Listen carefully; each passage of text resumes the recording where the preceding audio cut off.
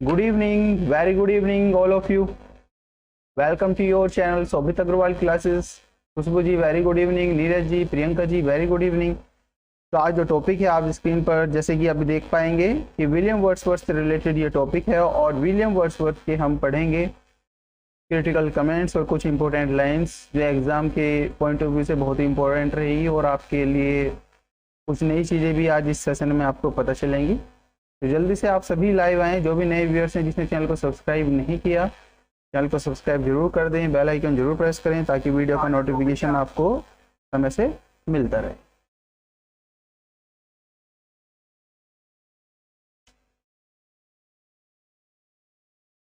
तो इससे पहले कि अपना वीडियो हम आगे बढ़ाएं तो आप सभी स्क्रीन पर देख सकते हैं कि जो नया बैच है जुलाई 22 जुलाई 2023 से स्टार्ट होगा। तो आप जो नीचे नंबर दिया हुआ है उस पर आप अपनी क्वेरी भेजकर आप अपने कोर्स का नाम भेजकर आप इनरोल करा सकते हैं। इसकी डिटेल वीडियो कल 6 बजे मैं अपलोड करूंगा, आप उसे भी देख सकते हैं। साथ में मैंने देखिए अपने ज्वाइनिंग लेटर भी अटैच किए हुए हैं यहाँ पर, ठीक है। और कैबिनेट की मीटिंग थी, इसी का ही मैं इंतजार कर रहा था कि कैबिनेट की मीटिंग में कुछ अच्छा निकल के आए, लेकिन अभी एग्ज़ाम जो है अभी आपका और भी डिले होगा क्योंकि मुख्यमंत्री जी ने कह दिया है कि अभी जब उनके सामने प्रपोजल रखा गया नए आयोग का तो उन्होंने कह दिया कि आप अगली मीटिंग में ये प्रपोजल रखें। तो अभी एग्ज़ाम आपका 3 से 4 महीने मुझे नहीं लग रहा कि और होगा, तो इसी वजह से मैंने उसी का इंतजार करते हुए मैंने बैच अपना स्टार्ट किया। अदरवाइज बैच स्टार्ट करने की कोई मंशा नहीं थी और आपकी भी डिमांड आ रही थी, तो इसी वजह से बैच भी स्टार्ट किया। तो 22 जुलाई से आपका एक बैच स्टार्ट हो जाएगा, आप उसे ज्वाइन कर सकते हैं। अगर सिर्फ आपको नोट्स चाहिए तो नोट्स भी अवेलेबल हैं बहुत ही कम फीस पर, टीजीटी पीजीटी के आपके सामने स्क्रीन पर दिया हुआ है नोट्स का डिटेल भी, और डिस्क्रिप्शन में आपको टेलीग्राम चैनल का भी लिंक मिलेगा, उसे ज़रूर फॉलो करें।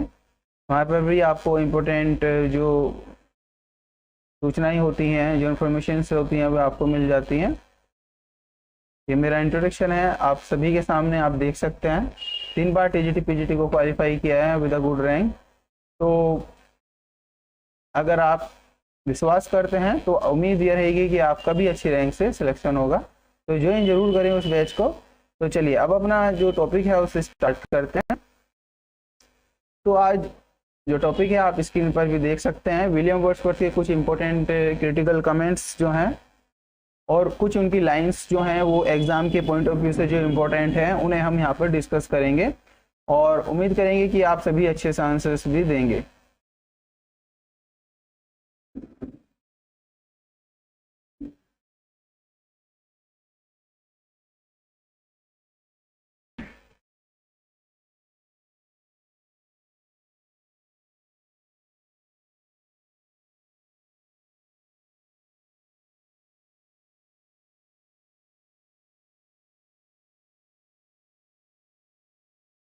चलिए क्वेश्चन नंबर 1 आपसे पूछते हैं, देखते हैं आप कितना आपने तैयार किया अपने आप को। विलियम वर्ड्सवर्थ के बारे में कौन बोलता है ये बात? A man of immense, a man of immense head and great jaw, जबड़ा। तो ये लाइन विलियम वर्ड्सवर्थ के बारे में कौन बोलता है, ये आपको आंसर देना है। क्वेश्चन नंबर 1 आपके सामने है। फिर 2 पॉइंट है, कौन वो क्रिटिक है जो समझता है कि देयर वाज नथिंग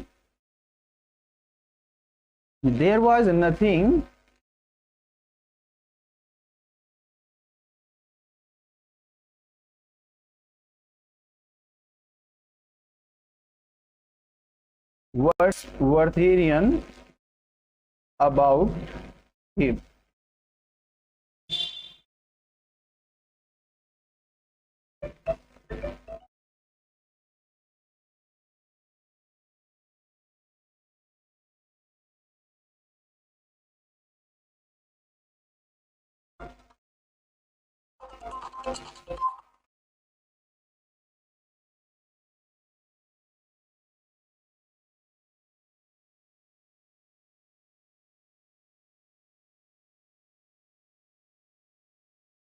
आंसर्स दीजिए।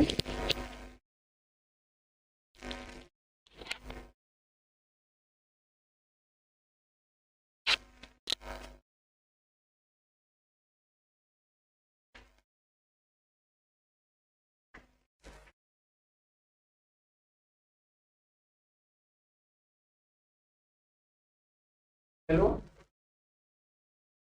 हाँ जी, हाँ जी, हाँ जी, हाँ OTP आया, बता। अभी आज 341658।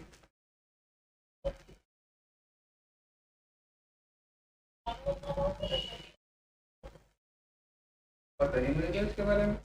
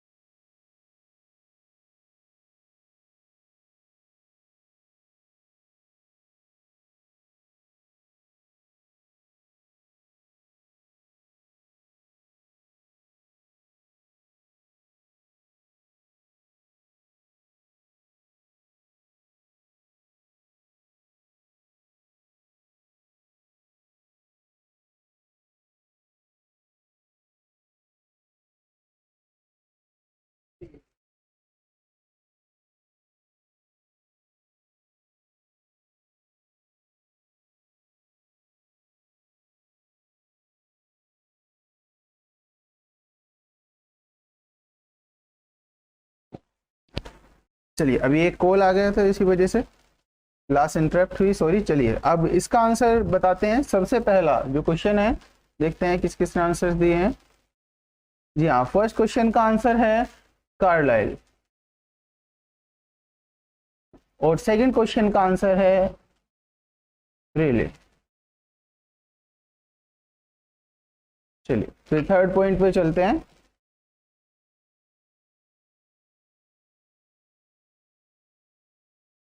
इनके बारे में ये कौन बोलता है? बाई टेम्परामेंट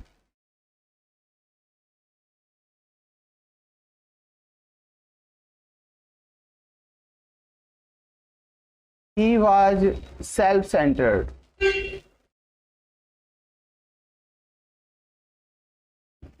इनके बारे में ये बात कौन बोल रहा है कि जो टेम्परामेंट था इनका, ये सेल्फ सेंटर्ड था।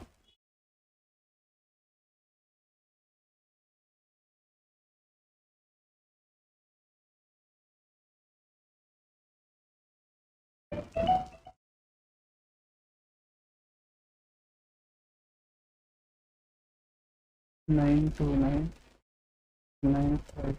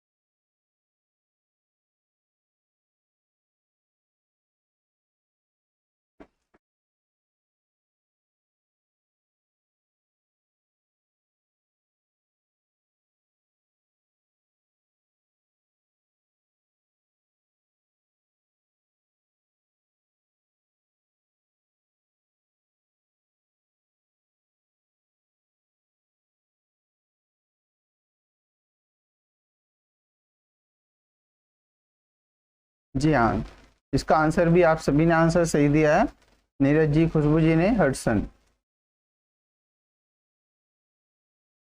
चलिए 4th पॉइंट पे चलते हैं।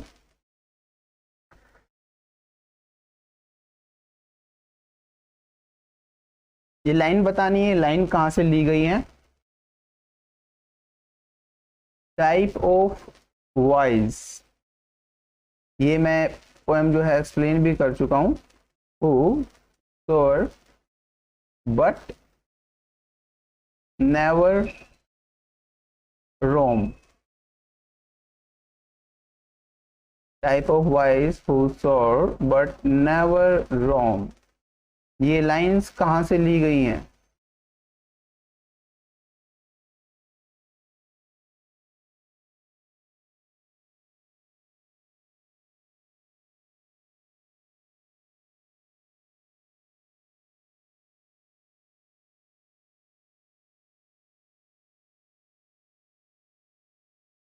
बताइए जल्दी।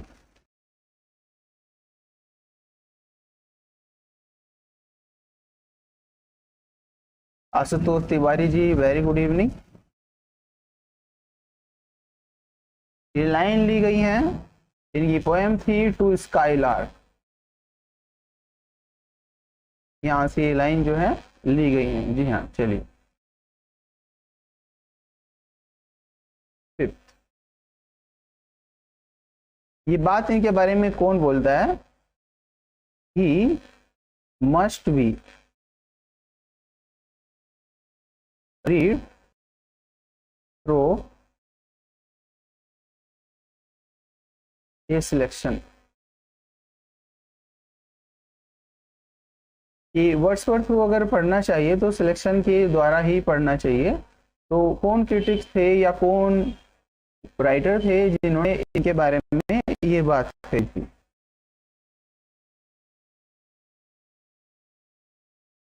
सभी इंपॉर्टेंट क्वेश्चन है।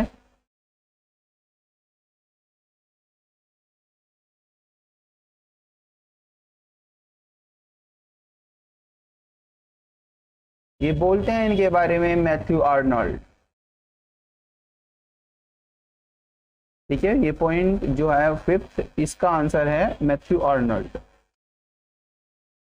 अब इनका एक वर्क था प्रिल्यूड, प्रिल्यूड के बारे में ये लाइन कौन बोलता है। That it is not the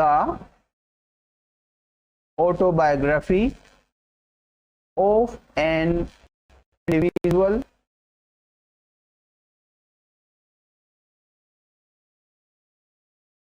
but a vivid account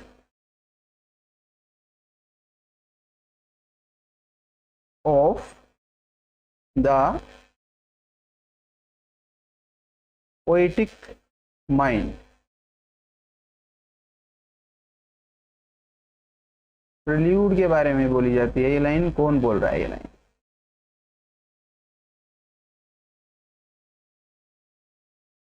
answer दीजिए।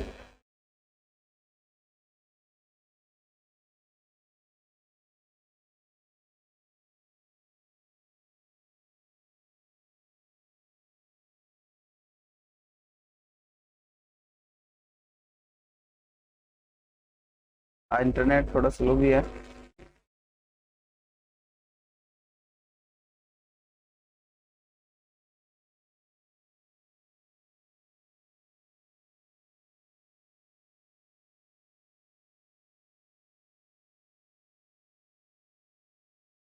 ये लाइन जो बोलते हैं इनके बारे में, बोलते हैं एबरक्रॉम्बी। एबरक्रॉम्बी इनके बारे में ये बात जो है वो बोलते हैं।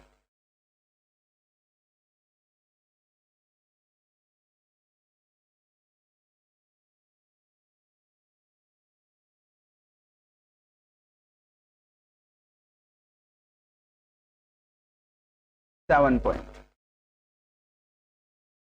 इनका कौन सा वर्क जो था अनऑफिशियल,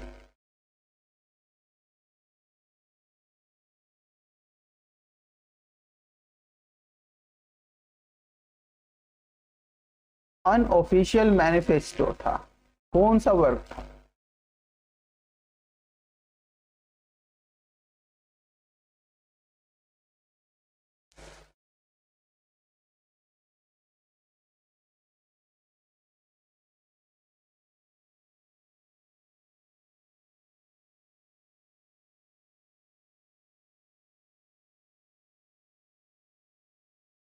और correct answer preface to lyrical ballad.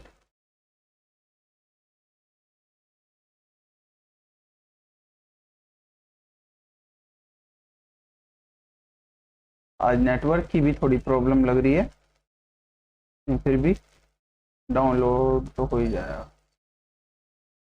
आप आंसर्स भी देते चलें साथ साथ। 8 पॉइंट नंबर 8, जी हाँ, लिरिकल बैलेड, खुशबू जी, अर्चना जी, जी हाँ, लिरिकल बैलेड करेक्ट आंसर है।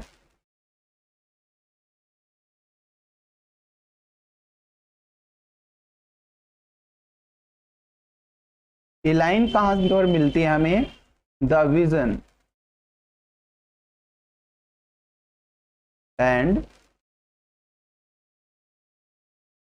Faculty divine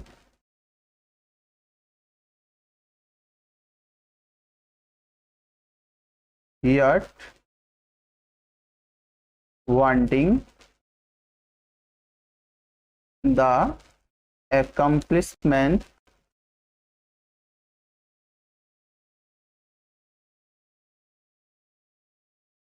of words।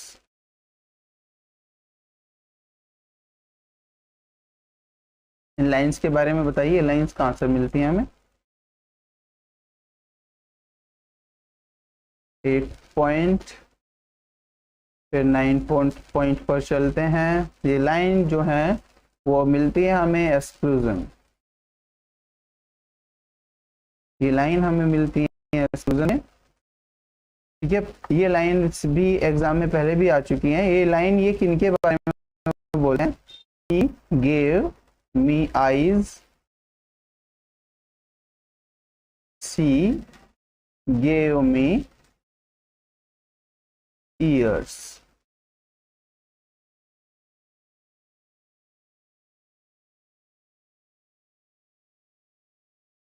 She gave me eyes, she gave me ears।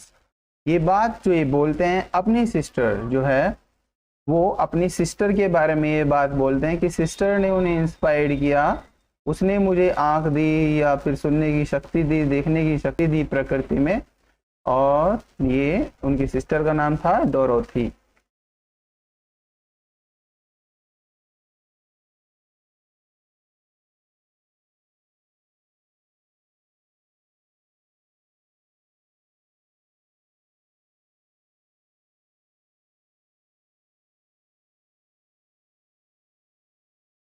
चलिए 10 पॉइंट पर चलते हैं। आपको ये बताना है ये कमेंट्स इनके बारे में कौन बोलता है। हाँ, नीरज जी आंसर सही है। It has been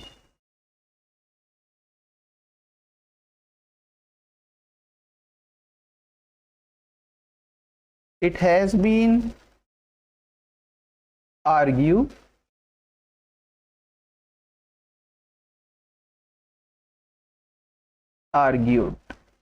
that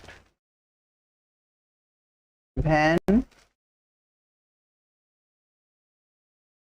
he writes well, he breaks his own rules। ये लाइन इनके बारे में कौन बोलता है कि जब वो, ये आर्ग्यूड है कि जब वो अच्छा लिखते थे तो वो खुद अपने नियमों को जो उन्होंने बनाए हैं पोएटिक डिक्शन या पोएट्री के बारे में, वो खुद तोड़ देते थे। ये बात इनके बारे में कही है रेले ने।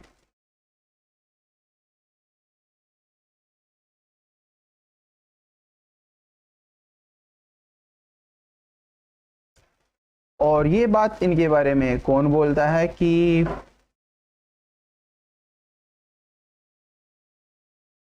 he often wrote, वो लिखते थे बहुधा in a stiff heavy style, heavy pedestrian style. ये बात इनके बारे में कौन बोलता है कि वो लिखते थे हैवी पेडिस्ट्रेन स्टिफ स्टाइल में, हालांकि वो सिंपल लैंग्वेज के लिए जाने जाते थे, फिर भी इनके बारे में ये बात लिखी है। तो कौन थे वो क्रिटिक थे हडसन।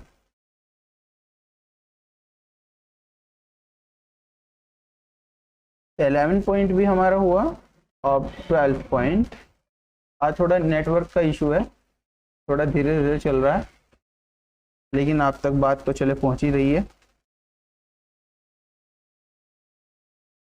ये इनके बारे में कौन बोलता है, ये भी क्रिटिकल कमेंट्स हैं।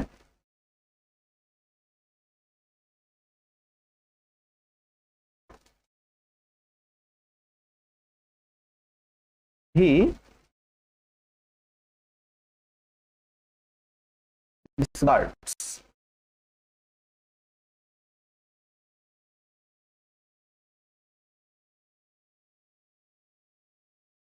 Aristotelian doctrine for him, उनके लिए the plot situation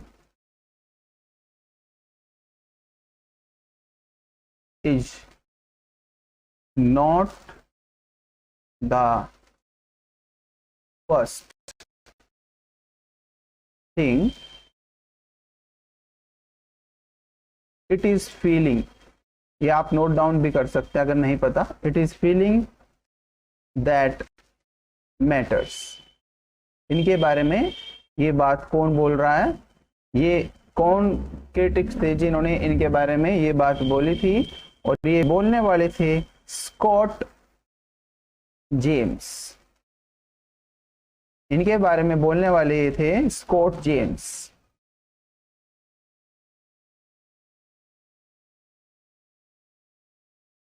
ये आपको बाद में भी मिल जाएगी, कोई नहीं, नेटवर्क का इशू चल रहा है, कोई नहीं, क्योंकि मौसम ऐसे ही है, आप सभी को पता है,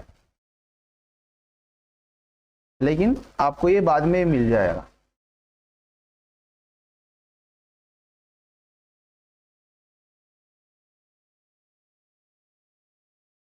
इसके बारे में जो कॉलरिज है ये बोलते हैं half a child of my own brain. ये बात जो बोली जाती है, बेसिकली ये जो बात बोली गई है लिरिकल बैलेड के बारे में बोली गई, ठीक है, और ये बोलते हैं कॉलरिज।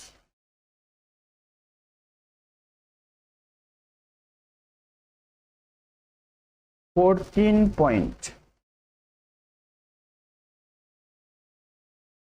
विलियम वर्ड्सवर्थ की जो थ्योरी थी पोएटिक डिक्शंस के बारे में, और उसे कौन बोलता है, positive theory of poetic Dickson.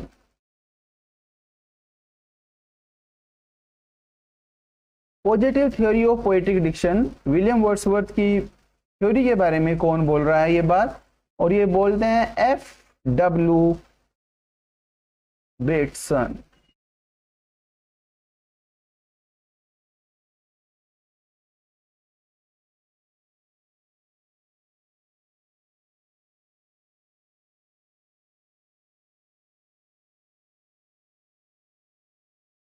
तो 14 क्वेश्चन हुए अभी तक हमारे, 14 हमने डिस्कस किए हैं।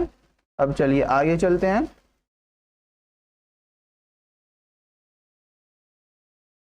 अब कुछ हम क्वेश्चन आपसे पूछेंगे रोमांटिक एज से related.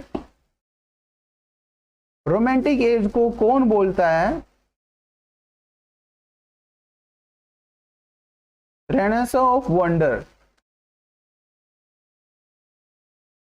Renaissance of wonder, romantic as के बारे में हम बात कर रहे हैं।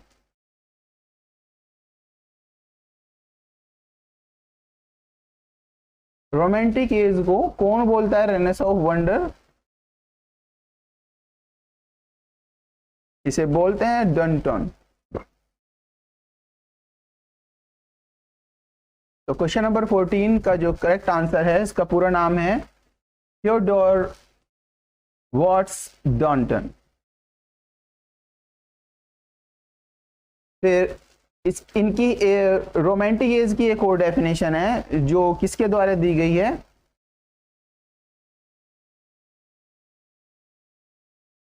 द एडिशन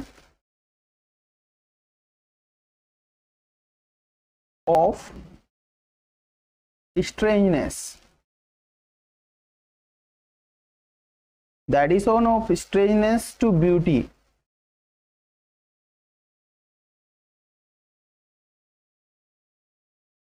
ये भी बताना है आपको, ये बोलते कौन हैं? और ये बोलते हैं वॉल्टर पैटर, वॉल्टर पैटर, इनके बारे में ये बोलते हैं। रोमांटिक एज के बारे में ही बात हम कर रहे हैं।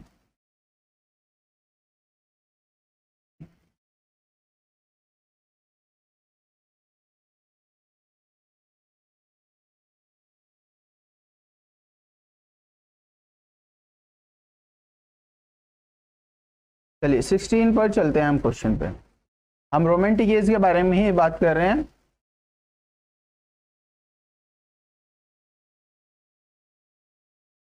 जी हाँ, जी हाँ, बिल्कुल सही है। रोमांटिक एज के बारे में कौन बोलता है? An extra ordinary,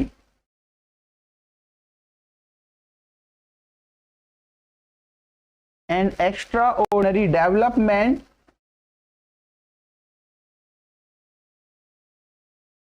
an extraordinary development of imaginative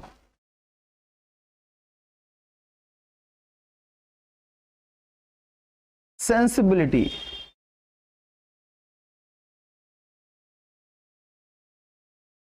ये बात रोमांटिक एज के बारे में ही हम कर रहे हैं। तो ये बात कौन बोल रहा है रोमांटिक एज के बारे में? ये कमेंट्स किसका है? और ये कमेंट है हार्टफोर्ड का।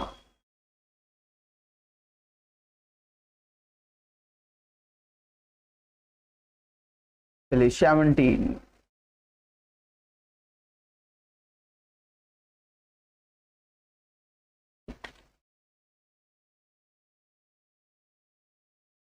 विलियम वर्ड्सवर्थ बोलते हैं एक line, the breath and finer spirit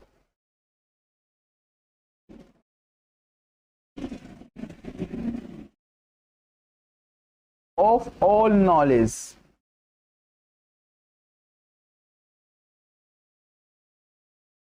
of all knowledge. ये आपको बताना है, ये विलियम वर्ड्सवर्थ किसके बारे में बोल रहे हैं, किस वर्क में बात बोली जा रही है? 17, ये बात जो ये बोल रहे हैं पोएट्री के बारे में बोल रहे हैं। जो पोएट्री है ना, वो ब्रेथ है सभी नॉलेज की, ठीक है। और ये बात जो बोलते हैं वो second edition of lyrical ballad, ठीक है, second edition of lyrical ballad.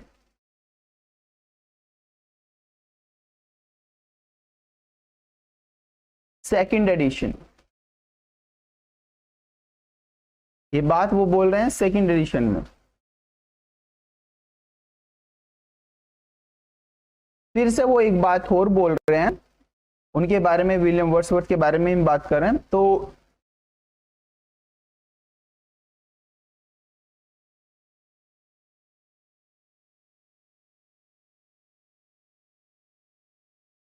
The feeling,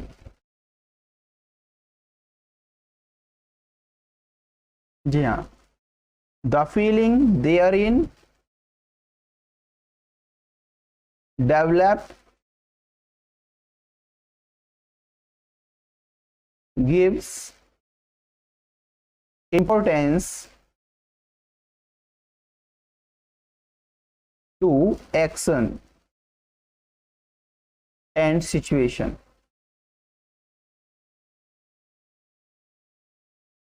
तो इन्होंने फीलिंग को ज्यादा इंपॉर्टेंस दी थी, और ये लाइन ये है, ये कहाँ पर बोलते हैं, किस वर्क में बोलते हैं, तो ये बात भी याद रखना, ये भी प्रेफरेंस टू लिरिकल बैलेड में ही ये बात बोलते हैं। ये बात भी same preference to lyrical ballad में, इनके लिए जो मोस्ट इंपॉर्टेंट चीज थी वो चीज थी फीलिंग। एक्शन, सिचुएशन, प्लॉट, ये सब चीजें उनके लिए इंपॉर्टेंट नहीं थी, उनके लिए जो इंपॉर्टेंट थी वो थी feeling.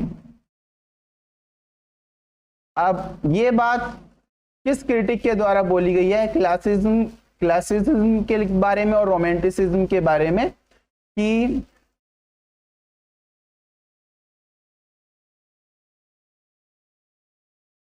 Classicism is healthy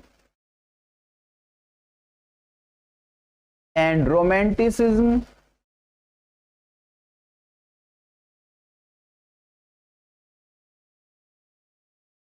is sickly। ये कौन क्रिटिक बोलते हैं, ये लाइन जो क्लासिक चीजें हैं या क्लासिकल जो एज थी वो हेल्दी थी, और जो रोमांटिक जो टेंडेंसी है वो सिकली है। ये बात जो बोली जाती है टी.ई. हुल्म के बारे में, ये बोलते हैं टी.ई. हुल्म।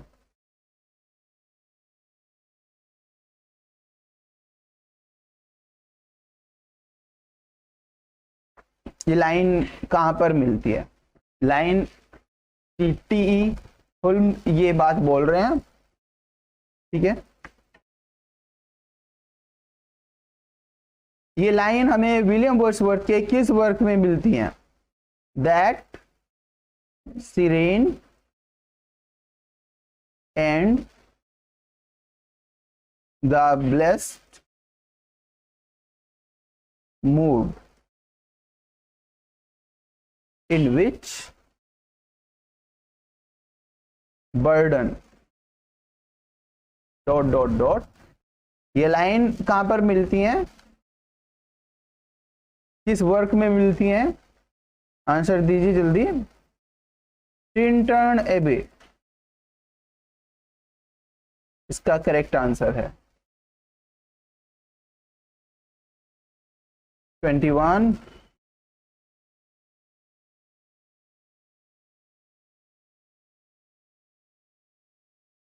विलियम वर्ड्सवर्थ के किस वर्क में ये लाइन मिलती हैं, I have measured it from side to side,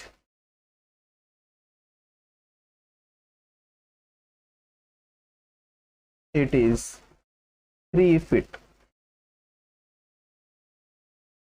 long and 2 feet wide।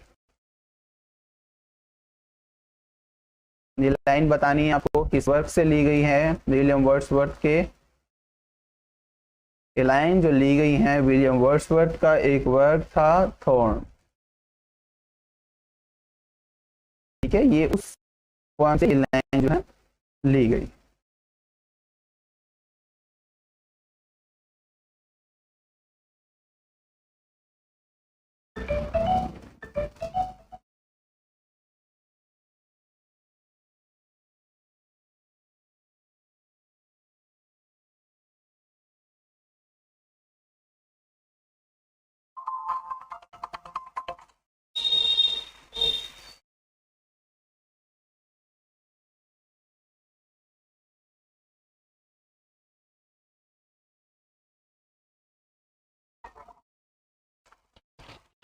Hello,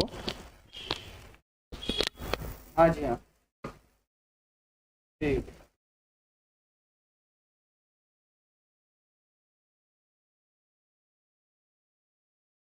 331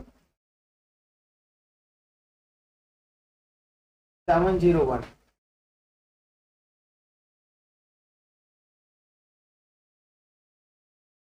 ठीक है, कितना बैठेगा जी?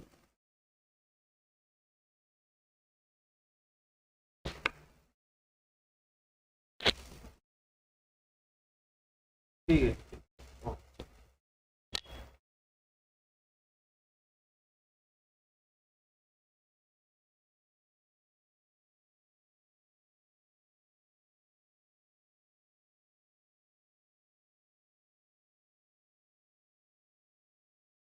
तो नेटवर्क का इशू, ऊपर से कॉलिंग भी आ रही है, कोई कोई दिन तो ऐसे रहता है। चलिए कोई नहीं।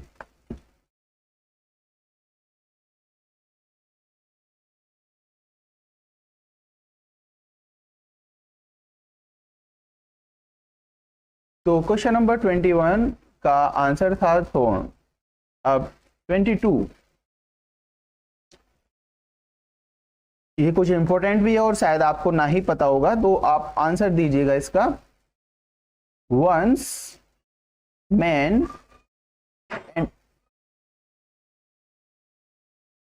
entirely free,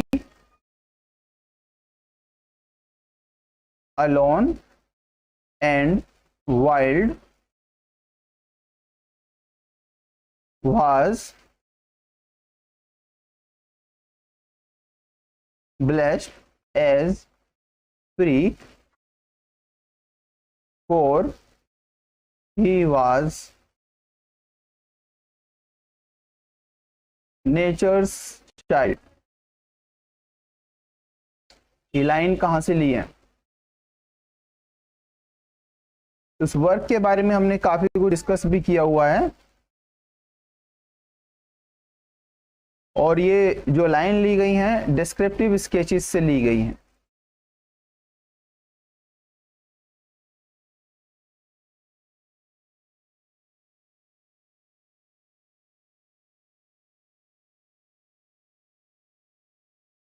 twenty three,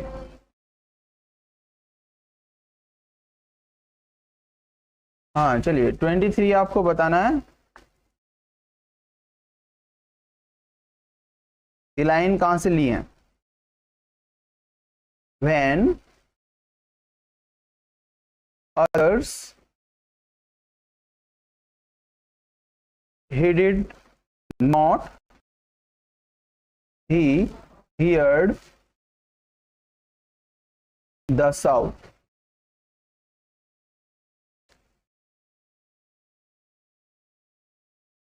When others he did not, he heard the sound। ये लाइन कहाँ से ली गई है? विलियम वर्ड्सवर्थ के इंपॉर्टेंट वर्क है, मस्ट रीड वर्क है, ये बताना है आपको। रटी रटाई लाइनें तो आपको सभी को पता है, कि थोड़ा सा अलग भी पता होना चाहिए।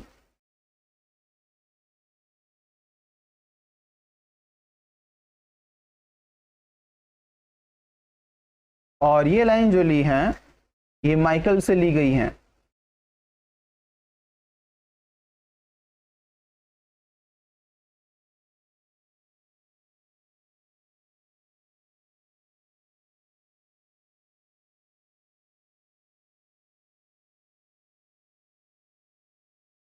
ठीक है, माइकल से ली गई है।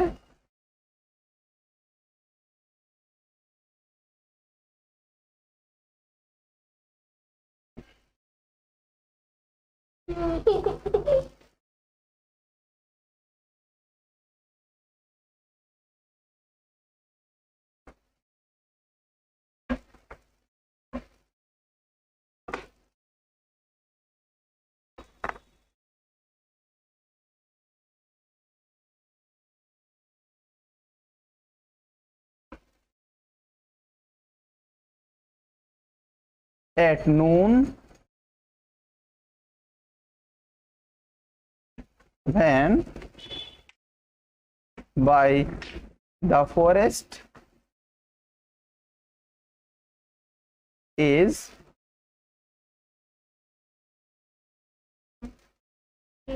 he lay beneath the branches high.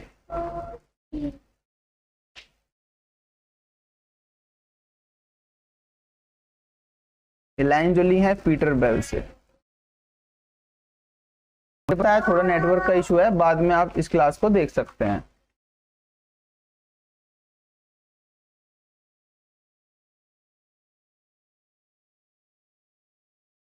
ये लाइन भी आपको बतानी है।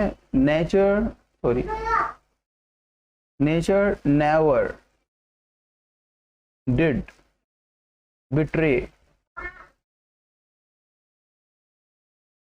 the heart that loved her। ये भी इंपॉर्टेंट लाइन है और बहुत ही इंपॉर्टेंट पोएम की है, ये मैं डिस्कस ऑलरेडी कर चुका हूं। टिंटन एबे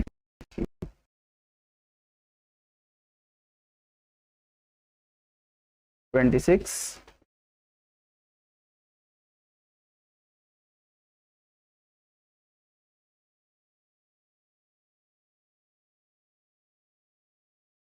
one impulse from the vernal wood can teach you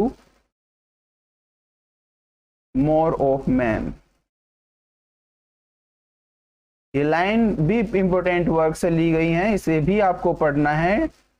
table turn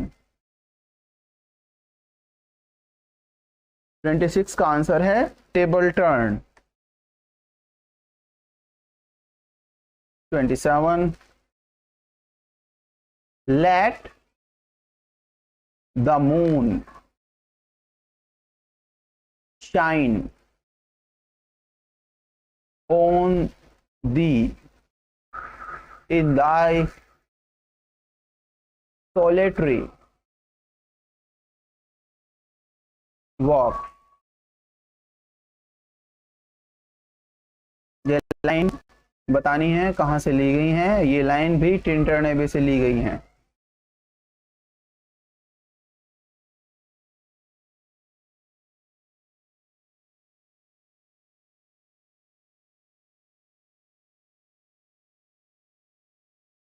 "28 we are laid asleep in body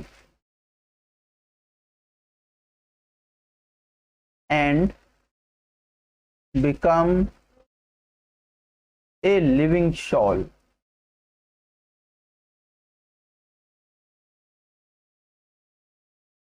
ये लाइन भी जो ली गई हैं ये भी टिंटन एबे से ली गई हैं।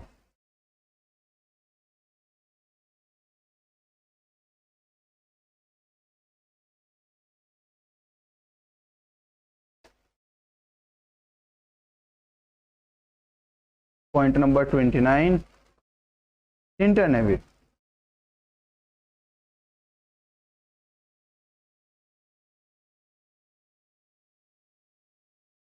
इन लाइंस के बारे में बताना। France standing at the top of golden hours। France standing at the top of golden hours।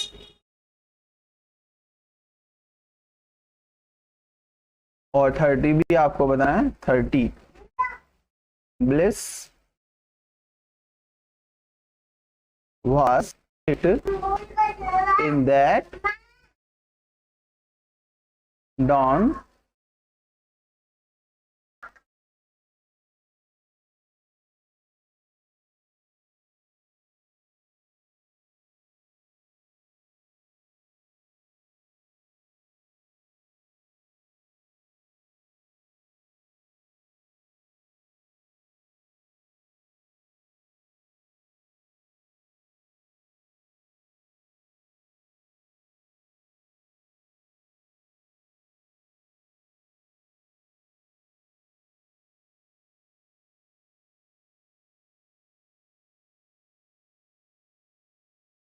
चलिए थोड़ा नेटवर्क की मैंने कोशिश की है थोड़ा सही हो जाए और नेटवर्क, और उम्मीद ही है कि थोड़ा सही भी रहेगा।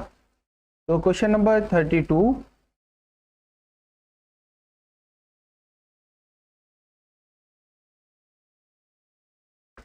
लाइंस बतानी है आपको, कहाँ से ली गई हैं।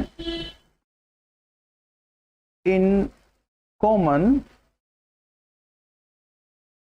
Things that round us lie some random truths he can impart।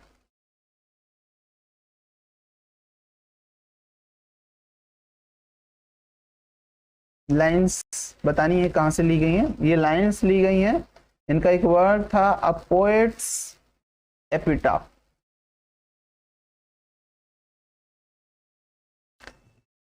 Poets epitaph एक वर्क था इनका, वहां से ये लाइन ली गई है 33। वीडियो थोड़ी लेंथी तो होगी है, क्या करें, आज नेटवर्क का इशू ही इतना खराब रहा। ये लाइन कहाँ से ली गई।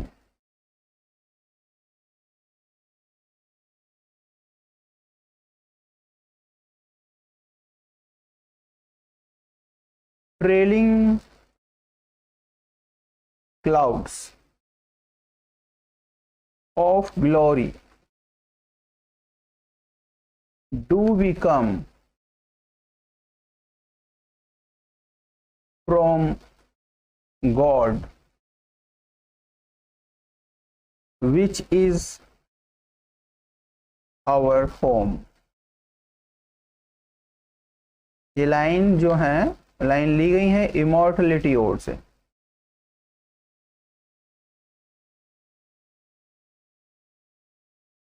थर्टी फोर,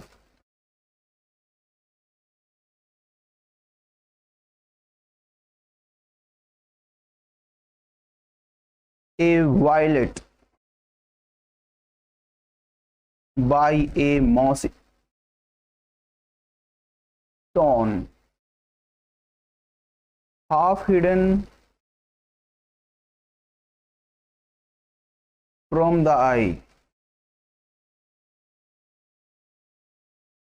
लाइंस कहाँ से ली गई हैं ये इनकी एक वर्क था इंपॉर्टेंट पासेज में। 35 prelude.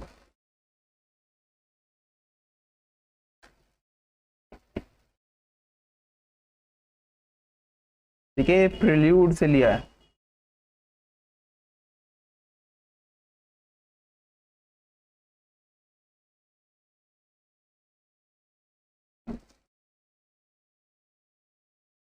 Thirty six, I heard among the solitary hills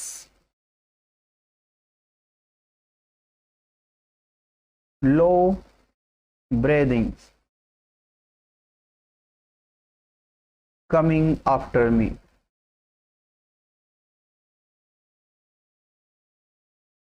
ये भी इन्होंने प्रिल्यूड से ये वर्क जो है लिया है। ये लाइन जो है ये भी प्रिल्यूड की लाइन है।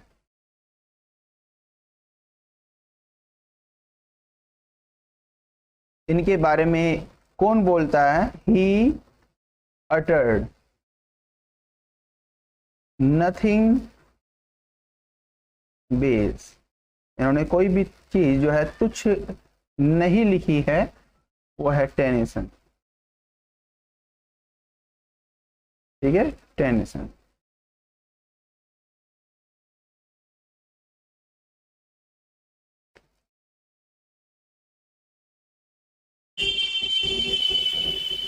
तो ये इनके कुछ इंपॉर्टेंट लाइंस थी जो हमने डिस्कस की है।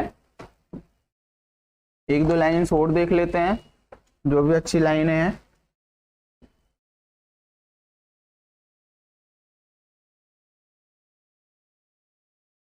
ये बहुत ही इनकी फेमस लाइन है, the child is the father of man, child the father of man, ये लाइन ली है इन्होंने माई हार्ट लिफ्ट्स अप।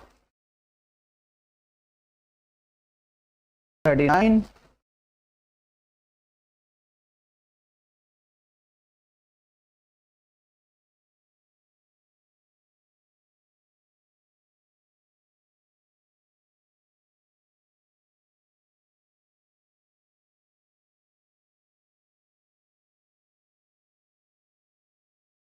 ये लाइन भी मैं पहले बता चुका हूं, स्कोर नोट्स ऑन। चलिए आपको ये पूछते हैं, the God approve the depth and not the tumult of the soul। ये लाइन कहां से ली गई है? ये लाइन ली है सी सिंग्स। ये क्या मुझे नहीं बताएगा कोई कि वो कौन सा गीत गाती है? गीत गाने वाली जो बात थी वो थी सोलेटरी रीपर।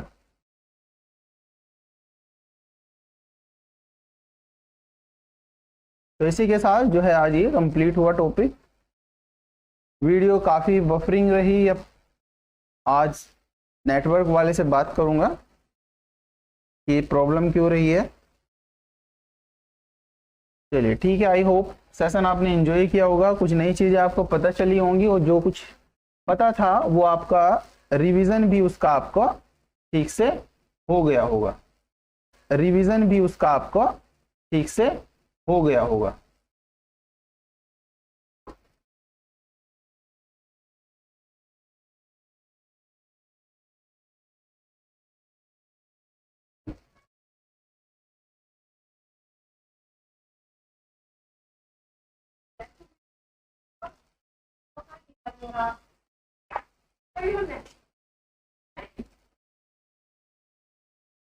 चलिए ठीक है, फिर मिलेंगे नेक्स्ट सेशन में। जो भी नए व्यूअर्स हैं जिसने चैनल को सब्सक्राइब नहीं किया, चैनल को सब्सक्राइब जरूर कर लें, टेलीग्राम चैनल को फॉलो करें